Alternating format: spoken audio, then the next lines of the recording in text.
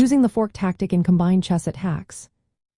Imagine setting a trap so clever that your opponent is forced into a tough choice. That's what the fork tactic can do in chess. It's a move that attacks two or more pieces at once, making your opponent decide which to save. The most common pieces for forking are knights and queens because of how they move.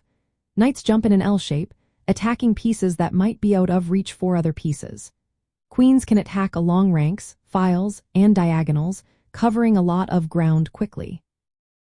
A fork happens when one piece attacks multiple enemy pieces at the same time. For example, a knight can jump to a square where it attacks both the opponent's queen and rook. The key is to position your piece so it threatens multiple targets. When your opponent can only move one piece out of danger, you gain material advantage. That's why forks are so powerful. They force your opponent into a dilemma.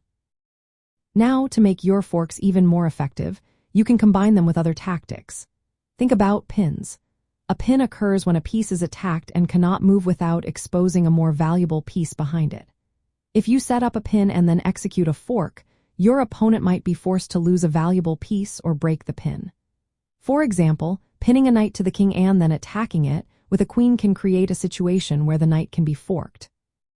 Skewers are another tactic you can combine with forks. A skewer is when a more valuable piece is attacked and must move, exposing a less valuable piece behind it. If you can position your piece so that a skewer and a fork happen together, your opponent faces a double threat.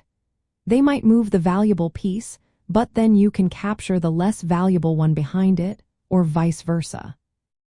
To spot these opportunities, look for pieces that can attack multiple targets or be moved to attack multiple pieces.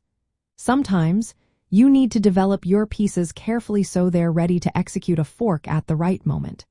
For example, a knight on a good square can threaten to valuable enemy pieces.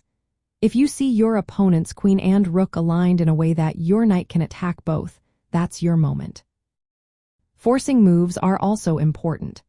A forcing move is one that your opponent must respond to immediately, like a check or a threat to a key piece. If you can set up a position where your move forces your opponent to respond, you can often execute a fork in the same move or the next. Finally, good piece development helps you create these opportunities. Keep your pieces active and well-placed so they can jump into attacking positions quickly. The more your pieces work together, the easier it becomes to combine tactics like forks, pins, and skewers. Mastering how to combine these tactics makes your game more unpredictable and dangerous. It's not just about spotting a fork but about creating situations where multiple tactics work together to win material and improve your chances of victory.